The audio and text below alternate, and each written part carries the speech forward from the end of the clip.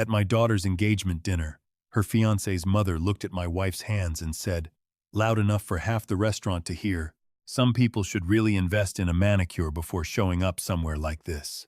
Then she reached over and pulled my wife's sleeve up, right there at the table, to show everyone the calluses, like she was presenting evidence.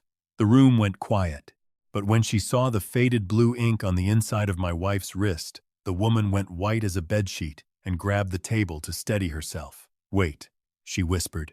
"That number. Where did you get that number? I want to be up front before I go any further." Some names and details in this story have been changed, and a few things have been adjusted for the sake of telling it clearly. But the heart of what happened is true, and the lesson in it is one I think about every single day. My name is Walter Grady. I'm 66 years old, and for 34 years I drove a delivery truck for the same regional freight company out of Scranton, Pennsylvania. I want to tell you about my wife, my daughter, and a dinner that changed the way I understood a debt I didn't even know we were owed. Before I get into that night, though, I need to tell you where I come from, because none of what happened will make sense otherwise. Now, where in the country are you listening from tonight? What town? What state? What time is it where you are right now? Drop it below, because I read every one of them, and it does my heart good to know how far these stories travel. All right, let me take you back. I grew up in a stretch of Scranton called Delford Hollow, which nobody outside the neighborhood has ever heard of, and nobody inside it would trade for anywhere else. It's the kind of place where the houses sit close together and the porches are for sitting on, not for looking pretty. My father worked the coal-adjacent freight yards his whole life, hauling anthracite off the trains before the mines finally gave out for good. He wasn't a man of many words. He had big flat hands and a voice like a truck downshifting, and he taught me to fish on Cattermole Creek, which ran along the back edge of the hollow, cold and clean, the same water that had fed that neighborhood for generations before any of us were born. My father is buried in a small cemetery at the edge of the hollow, the kind with no iron gates, just handmade headstones and river rocks with initials scratched into them, because that's what families who couldn't afford the county cemetery did for their dead. I carved his stone myself. It says Everett Grady. He showed up. That's all it says, and that's all it needed to say.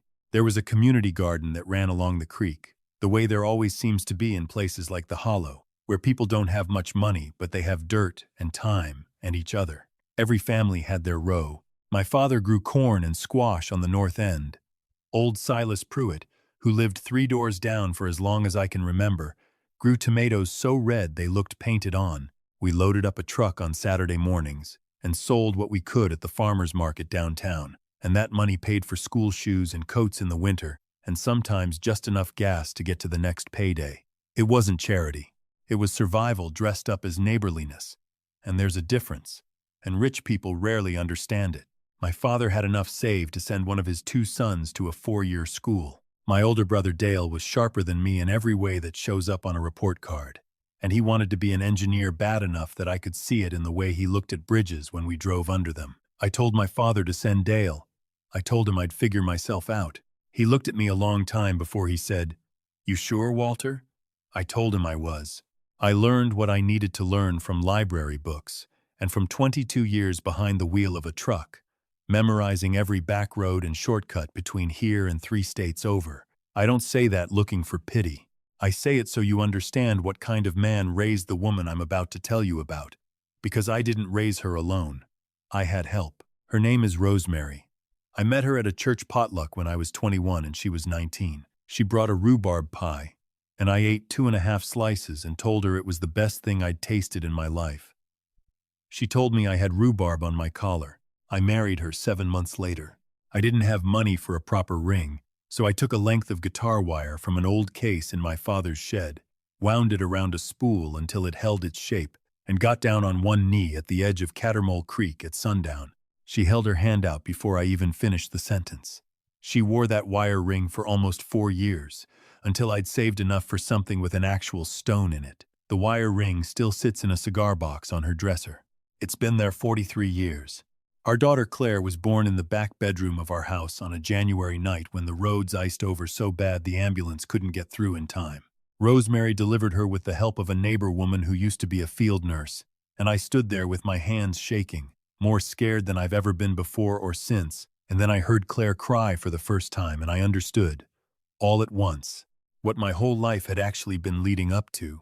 Claire grew up knowing that story, and I think it's part of why she's never been afraid to stand her ground on things that matter, even as a little girl. That neighborhood, that creek, that garden, they didn't just shelter us.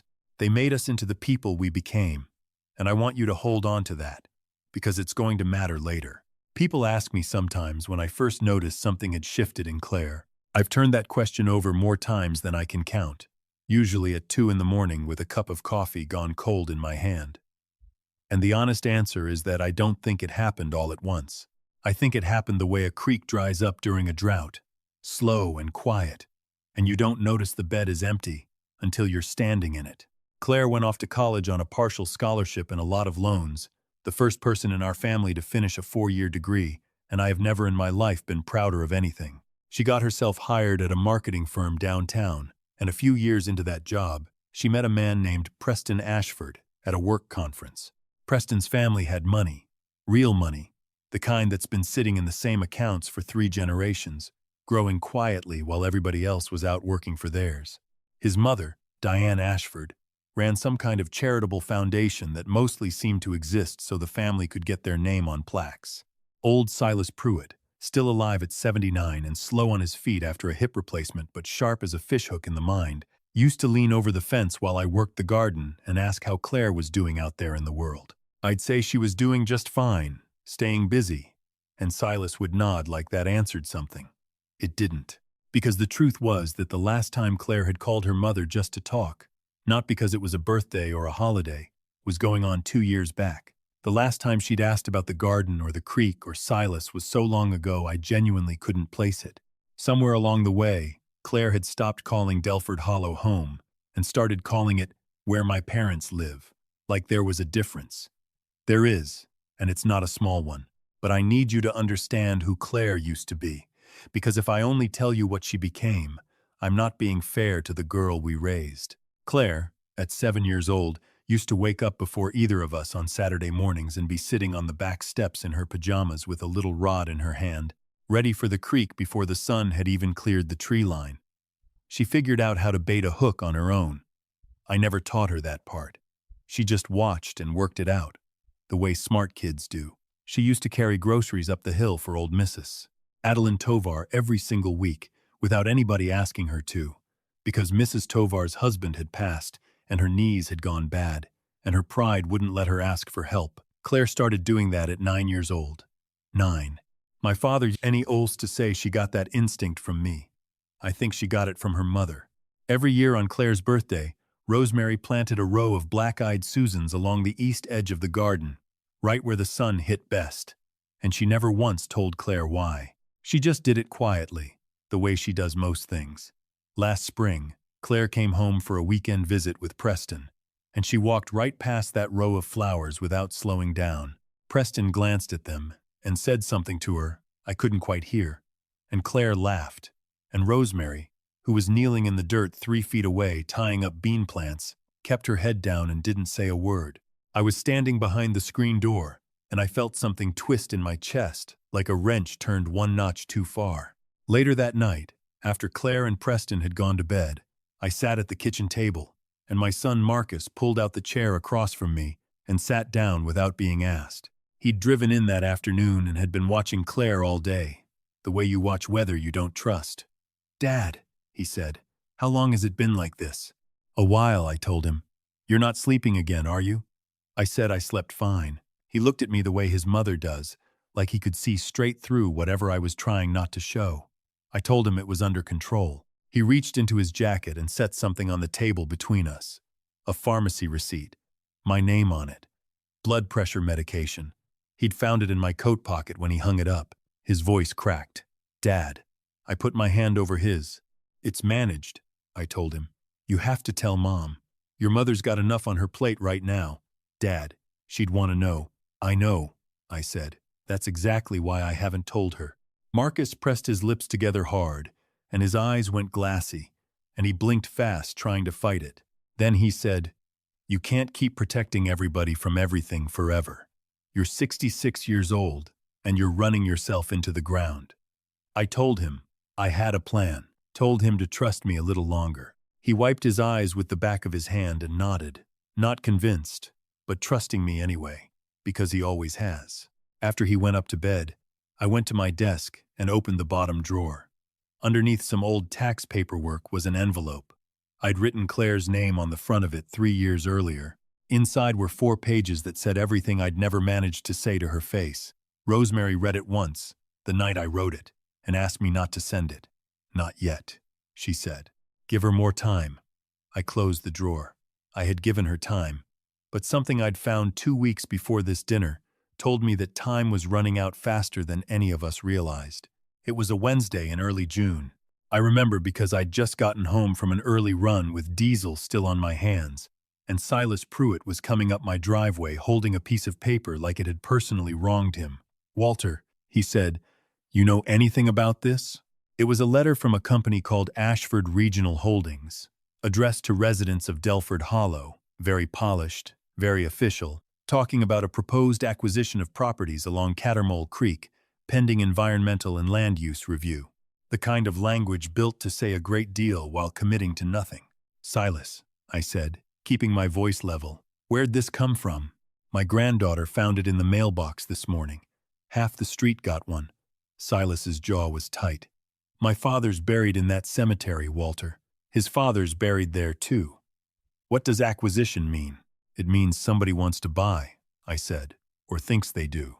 I took the letter inside, sat at the kitchen table, and read it 3 times through. Ashford Regional Holdings. The name sat in my chest like a swallowed stone, because I'd seen that exact name once before, printed in silver script on a backdrop at Preston's cousin's wedding reception the year before. The same family my daughter was about to marry into. I got on my computer and started digging through public property records. Pennsylvania makes a fair amount of that information available if you know where to look, and I'd learned my way around those county sites 2 years earlier when a neighboring lot went up for sale. What I found over the next several hours turned my stomach. Ashford Regional Holdings had been quietly buying up parcels around Delford Hollow for the better part of a year. Corner lots, vacant land along the creek, 2 small commercial properties on the east end, assembling a package piece by piece, the way you build a trap, wall by wall. And then I found the name, buried in a disclosure filing for a consulting arrangement, listed as an outside community liaison, providing local access and information to support the review process. The name was Claire R. Grady, my daughter. I sat back in that chair and didn't move for a long while. The refrigerator hummed. A car went by outside. Rosemary was still at her cleaning job across town. The house was so quiet I could hear the clock over the stove ticking. Nobody had recruited Claire. Nobody had pressured her. The file showed a consulting agreement that had started nearly a year earlier, with Claire reaching out directly to Ashford's acquisitions team. She'd given them neighborhood surveys, access records, documentation of the creek and garden boundaries, everything they needed to build their case for the land grab. In exchange, the agreement outlined an equity stake in the eventual development, plus a signing bonus that was, frankly, more money than I'd made in any 5 years of my working life combined. I want to tell you I felt rage first. I didn't. What I felt first was something closer to grief, the specific kind that comes when you realize someone you raised has made a choice you can't undo for them. The anger came later, in waves, usually around 3 in the morning. I didn't drive over to Claire's apartment that night and slam a folder down on her counter demanding an explanation. A younger version of me might have. Instead, I called a woman named Rosalind Ferris, an attorney out of Harrisburg who specialized in historic preservation and land use law, and I spent the next several weeks quietly building something of my own. I documented the burial ground's age and continuous use. I got affidavits from 6 neighbors going back 4 generations. I filed for historic designation on the cemetery and the creek corridor, a process that moves slower than cold molasses, but, once filed, freezes any acquisition attempt dead in its tracks pending review. Pennsylvania allows one party in a private conversation to record it without the other party's knowledge, and there was a particular conversation I intended to have and intended to keep a record of. All of that brings us to the dinner. Claire and Preston had planned an engagement celebration at a private dining room inside the nicest hotel in the city. the kind of place with cloth napkins folded into shapes and a string quartet playing quietly in the corner like furniture. Preston met us at the entrance, and he looked me over the way you'd look at a delivery that arrived a day early and slightly damaged. "Please don't embarrass us tonight, Walter," he said. "These are important people." I looked my future son-in-law dead in the eye. "I'll be exactly who I am, Preston," I told him. He didn't care for that answer. He turned and walked in ahead of us, leaving Rosemary and me standing at the entrance like we'd shown up at the wrong address. Rosemary squeezed my hand. "Don't let it get to you," she said quietly. "It won't," I told her. And I meant it, because I had bigger things on my mind that night than Preston's nerves. The moment we walked in, I saw it, right there, on an easel by the welcome table. A silver logo, clean and sharp, reading Ashford Regional Holdings. The same logo I'd seen on the survey documents 3 weeks earlier. The same logo with my daughter's name buried in the fine print of a consulting agreement. Diane Ashford greeted us near the bar, silver-haired, sharp-shouldered, the kind of woman who fills a room without trying because she's never once doubted her right to. "Walter," she said, like she was naming something mildly interesting. "Wouldn't have missed it," I said. And I meant that too, just not the way she thought. Claire was across the room laughing with a group of women in expensive dresses. She glanced at us when we walked in, and I watched her eyes travel from Rosemary's dress down to her shoes and back up. Then she leaned toward her future mother-in-law and murmured something I couldn't hear, and Diane's little laugh told me everything I needed to know.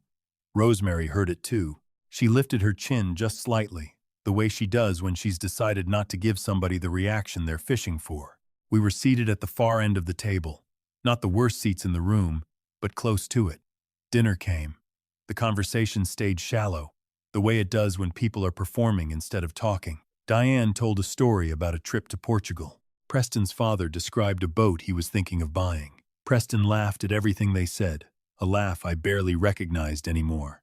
Then Diane set down her fork, looked across the table at me and said, "So, Walter, how long have you been driving that truck?" 34 years, I said. 34, she repeated slowly, then glanced at the couple beside her with a small smile. 34 years, same route, same company. Some people really do know exactly where they're comfortable. The table went still. I felt Rosemary go rigid beside me. I set my fork down, looked Diane Ashford square in the face, really looked at her, and said what I'd come there to say. Not loud, not angry, just clear enough that there could be no mistaking it. Her smile held, but something behind her eyes shifted. Preston's jaw tightened next to me. Across the table, Marcus pressed his lips together. Diane lifted her wine glass. "Charming," she said. I lifted mine. I told her the night was still young, and it was. I'd been waiting for that particular sentence to become true for 3 months.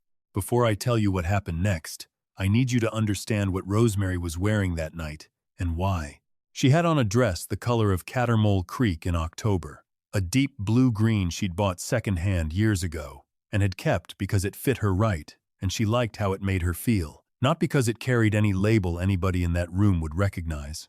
She had her sleeves down that night, both of them, all the way to her wrists, which wasn't unusual for her, but which I noticed, because Rosemary rarely dresses for anyone but herself, and that night she'd made a specific choice. Diane wasn't finished. She'd had enough wine by then that whatever politeness had been holding her back all evening had worn thin, and I think, looking back, she decided this was the night to make sure everyone at that table understood exactly where the Gradys stood in her estimation.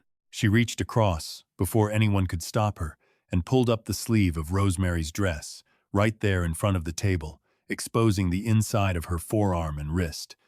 "Look at these hands," Diane said, loud enough that 3 other tables turned to look. "Some people really ought to invest in themselves before showing up somewhere like this." She meant it as a joke. Nobody laughed. The room went the kind of quiet that has weight to it. Not the polite silence of a room waiting for a toast to begin. The thick, choking silence of a room that has just witnessed something it doesn't yet know how to categorize. And there, on the inside of Rosemary's wrist, faded blue-black with 3.5 decades of settling into the skin, was a tattoo. 6 digits, and a small anchor symbol beneath them. Most of the people at that table wouldn't have known what it meant on sight. They just knew it was old. They just knew Diane Ashford had just yanked up the sleeve of a woman she'd been quietly humiliating all night to reveal something private, something that had clearly been kept covered on purpose for a very long time.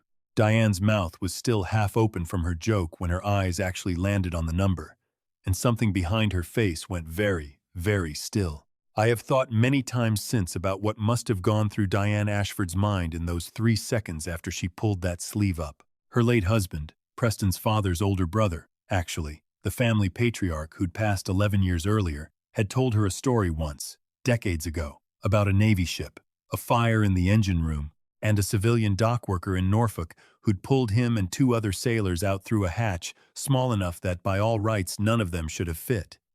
He never learned the woman's name. She'd been part of a volunteer harbor crew that helped when the base was short-handed, and she vanished into a crowd of ambulances before he could even get her name, leaving him with nothing but that tattoo he'd glimpsed on her wrist as she hauled him out. A set of numbers, she said, were her badge ID, and a little anchor she'd inked herself years before as a joke with her sister. Diane had heard that story exactly once, at a family dinner 20 years ago, and had filed it away as a nice anecdote about her husband's Navy days. She had never, not once in 20 years, expected to need it again. Until now. Her mouth opened slightly.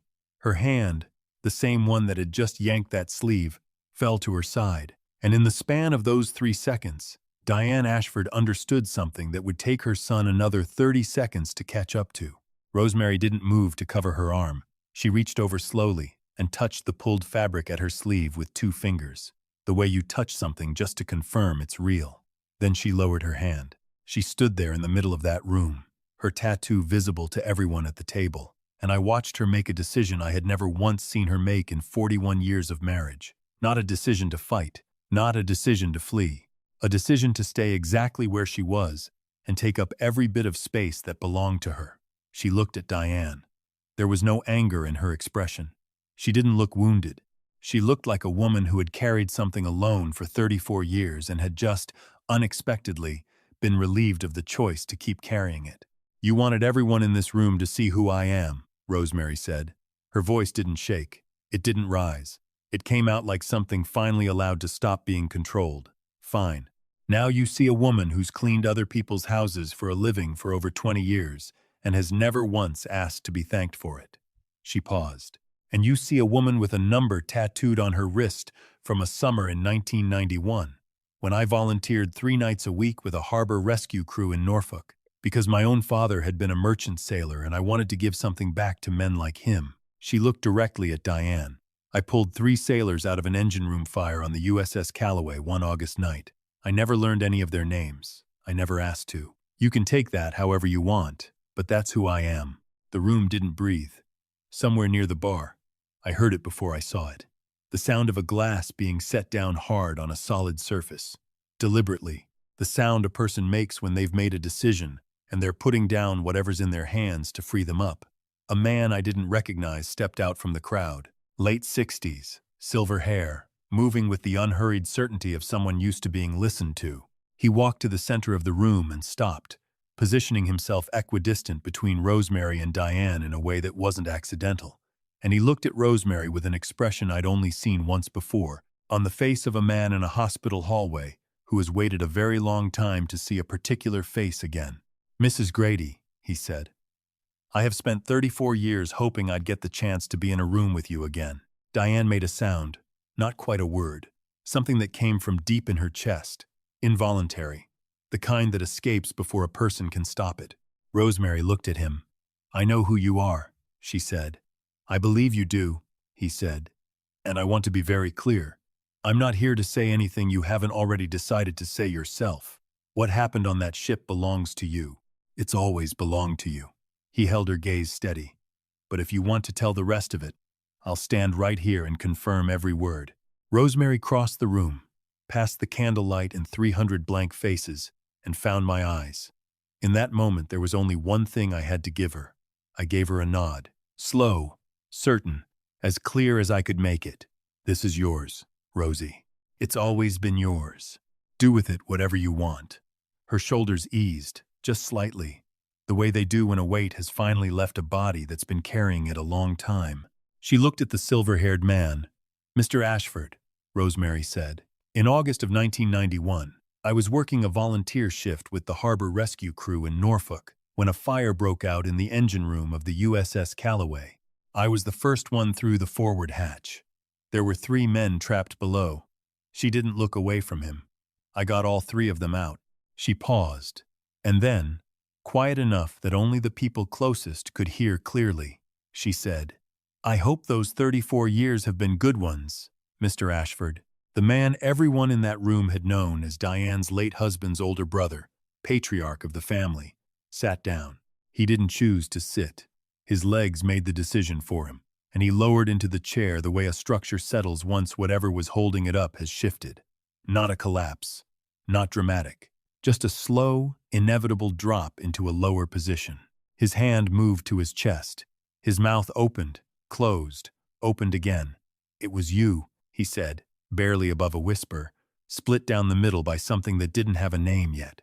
"All this time, it was you." Marcus's hand found my arm across the table and gripped it hard enough. I felt it in the bone. I didn't move. I didn't look away from my wife standing in the center of that room, sleeve torn back, chin level, her voice steady, and her secret, finally, after 34 years, no longer something she had to carry by herself. Diane had her hand on her brother-in-law's arm, repeating his name softly, over and over, the way you try to pull someone back from somewhere far away. He wasn't hearing her. He was looking at Rosemary. She stood right where she'd been standing, sleeve torn, tattoo visible, not 1 inch of her retreating from the space she occupied. She was looking at him with an expression I had never seen on her face in 41 years of marriage. Not anger, not satisfaction. Something quieter and more permanent than either of those things. The look of a woman who has finally set something heavy down and is deciding whether she wants to pick it back up. The man beside him, who I'd later learn was Dr. Whitfield, a family physician who'd known the Ashfords for 2 decades, stepped forward. His voice carried the same measured tone doctors use in rooms where panic is the most dangerous thing present. "Harold," he said, "I've known you 20 years, and I need you to hear this clearly. This woman is the reason you were at Preston's christening. She's the reason you were at his graduation. She's the reason you have been present for every important moment of this family's life for the last 34 years. He paused. "Her name is Rosemary Grady. She lives 11 miles from your office, and until tonight, she cleaned houses to pay her bills." The room held its breath. 300 people who, collectively, decided not to move. Diane made a small, involuntary sound and looked down at her own hands. Preston hadn't moved since Rosemary started speaking.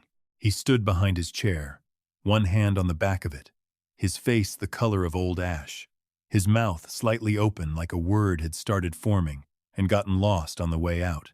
That's when Marcus stood up. He didn't raise his voice. He didn't need to. He reached into the leather bag he'd brought with him, pulled out a brown envelope, and set it on the table in front of Claire with a sound that somehow landed heavier than it should have. "Since we're all learning things tonight," Marcus said, looking straight at his sister, "I figured this was as good a time as any." Claire looked at the envelope. She didn't touch it. "Open it," Marcus said. "It's not a request." Claire's fingers moved to the flap. She pulled out the first document, a copy of the Ashford Regional Holdings acquisition file listing her name under Community Liaison, then the consulting agreement, her signature at the bottom, then 2 pages of a handwriting analysis comparing her signature to 2 filings submitted to the county under a neighbor's name, an old man named Silas Pruitt, who'd never signed a thing he didn't understand in his life. Claire's hands started shaking. The pages rustled, and she pressed them flat against the table to make them stop. "Claire," Marcus said, "do you want to explain to Mom and Dad what these are, or should I?" Claire looked at Rosemary, eyes red and filling fast. "Mom," she said, "I swear to God I didn't know about the ship. I didn't know any of it." Rosemary looked at her daughter for a long moment. "I believe you," she said quietly. "But Claire, you knew about that land." Claire's face crumpled. "I thought it was just a business deal. I thought it wouldn't actually happen." "You thought it wouldn't happen," Marcus said, and there was an edge in his voice I'd never heard from him before. "You thought Grandpa's grave wouldn't matter. You thought the flowers Mom plants for your birthday every single year wouldn't matter. Claire pressed the back of her hand against her mouth. She was crying now, openly, not trying to hold it back anymore. I stood up. I reached into the inside pocket of my jacket and pulled out the 4 folded pages I'd carried in there all night. The letter I'd written 3 years ago and never sent, and I set it down on the table beside Marcus's envelope. "I've had this a long time, Claire," I said. "I think it's time you read it. I'm not going to walk you through every word of that letter, because some things are meant to stay between a father and his daughter. But I'll tell you what I told her that night, standing at that table, with 300 strangers watching. I told her that the acquisition filing was already dead, thanks to a historic preservation designation that had cleared review 2 days earlier, sealed up tight by Rosalind Ferris and 6 affidavits from neighbors, who remembered exactly whose grandfather was buried under that oak tree at the edge of the hollow. I told her the money from that deal was never going to exist, because the land was never going to be sold. And I told her that none of that mattered nearly as much as the fact that she'd looked at her own family's roots and decided they were worth less than a signing bonus. Preston didn't say a word through any of it. When it was over, he set down his napkin, walked around the table to Claire, and, to his credit, put his hand on her shoulder instead of walking away. That told me something about him I hadn't expected to learn that night. We didn't stay much longer after that. Rosemary and I drove home in near silence, the radio off, the windows cracked just enough to let the June air in. She didn't cry until we were almost to our own driveway, and when she did, it wasn't from shame. It was relief, the kind that comes out sideways after you've been holding something in for so long you forgot what it felt like not to. "Harold Ashford called our house 4 days later," I answered. "He asked if he could come by, just to talk. No cameras, no lawyers, nothing formal. I told him he was welcome. He sat at our kitchen table for 2 hours that afternoon, and Rosemary told him the whole story properly, start to finish, and he cried twice. An 81-year-old man who'd built half a real estate empire, sitting in a folding chair in our kitchen, with his hands shaking around a coffee mug. Before he left, he asked if there was anything he could do. Rosemary told him the only thing she wanted was for his family to leave Delford Hollow alone for good. He gave her his word, and as far as I can tell, he's kept it. Claire didn't call for almost 3 weeks after that dinner. When she finally did, I let it go to voicemail, because I wasn't ready yet.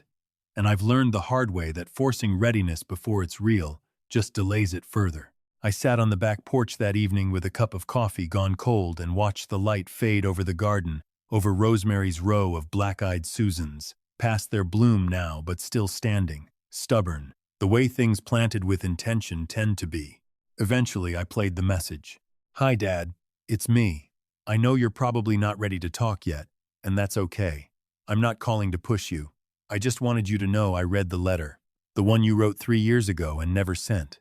A pause. Wind somewhere on her end, like she was outside. "I've read it 6 times now. I think I'm going to keep reading it until I understand every word the way you meant it." Another pause. "I went out to the creek last week. Sat there a good while. It's a good creek, Dad. I'd forgotten how good." Her voice thinned out at the edges the way voices do when someone's working hard to keep them steady. "I still don't have the right words yet, but I'm going to find them, I promise." I sat with the phone in my hand a long while after the message ended, listening to the creek move behind the tree line, watching another leaf let go of the old oak and start its trip downstream. I thought about my father, teaching me to bait a hook without ever looking down at his own hands, the way knowledge settles into a body after enough years of practice. I thought about Rosemary in 1991, stepping through a hatch into a burning engine room because somebody needed to and she happened to be standing there. She didn't walk onto that ship looking to save anybody. She was just there, and she didn't look away. That's the whole lesson, as far as I can tell. Don't look away. If there's one thing I'd say to anyone listening to this, it's this. Don't do what I did. Don't carry a weight alone for months, thinking you're protecting the people you love by staying quiet. Tell them. The truth is always lighter when 2 people are holding it. I used to think silence was strength. It was just silence. I've lived 66 years, and here's what I know. The land matters. The work matters. The people who show up for you without being asked matter more than anything money has ever built.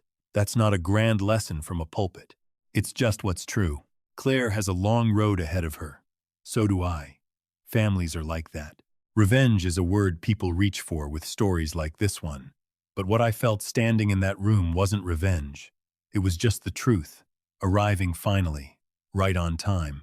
If this story meant something to you, leave a comment, share it with somebody who needs to hear it, and stay close, because the next one's already waiting. Thank you for staying with me until the end. A quick note before you go. The stories on this channel are works of fiction, written for reflection and for a bit of company on a quiet evening. Some details are dramatized for the sake of the telling. If this kind of story isn't for you, that's all right too. There's something out there for everybody, and I hope you find yours.